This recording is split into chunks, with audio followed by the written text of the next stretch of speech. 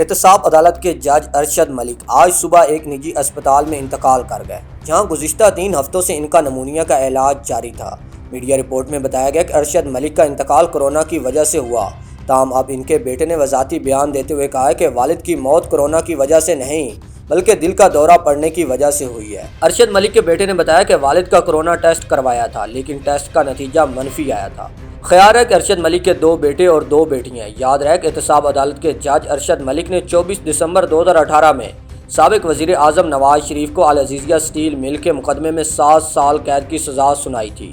اس فیصلے کے بعد سابق حکمران جماعت پاکستان مسلم لیگ نون کی نائب صدر مریم نواز نے ان کی ایک مبینہ ویڈیو جاری کی تھی، جس میں انہیں کہتے ہوئے سنا گیا تھا کہ سابق وزیر اعظم نواز شریف کو العزیزیہ سٹیل ملز کے مقدمے میں سزا دینے کے لیے ان پر دباؤ تھا۔ ویڈیو میں ارشد ملک کو یہ بھی کہتے ہوئے سنا گیا کہ نواز شریف کو سزا سنا کر میرا ضمیر ملامت کر رہا ہے اور ڈرونے خواب آتے ہیں۔ جج نے ناصر بٹ کو کہا کہ نواز شریف پر نہ کوئی الزام ہے اور نہ ہی کوئی ثبوت ہے۔ یہ معاملہ سامنے آنے کے بعد اسلام آباد ہائی کورٹ کے چیف جسٹس اطہر من اللہ نے ارشد ملک کو ان کے مس کنڈکٹ کی وجہ سے احتساب عدالت کے جج کے طور پر کام کرنے سے روکتے ہوئے انہیں لاہور ہائی کورٹ رپورٹ کرنے کا حکم دیا تھا۔ جج ارشد ملک کے خلاف تحقیقات کے لیے کیس وزارت قانون کو بھیج دیا گیا تھا۔ اسلام آباد ہائی کورٹ نے ارشد ملک کو لاہور ہائی کورٹ بھیج دیا تھا اور ان کے خلاف محکمانہ کارروائی کی سفارش کی تھی، جس کے بعد chief justice Lahore high court justice Muhammad Qasim Khan کی سربراہی میں justice Muhammad Ameer Bhatti, justice Shahzad Ahmad Khan, justice Ayesha Malik, justice Shahid Waheed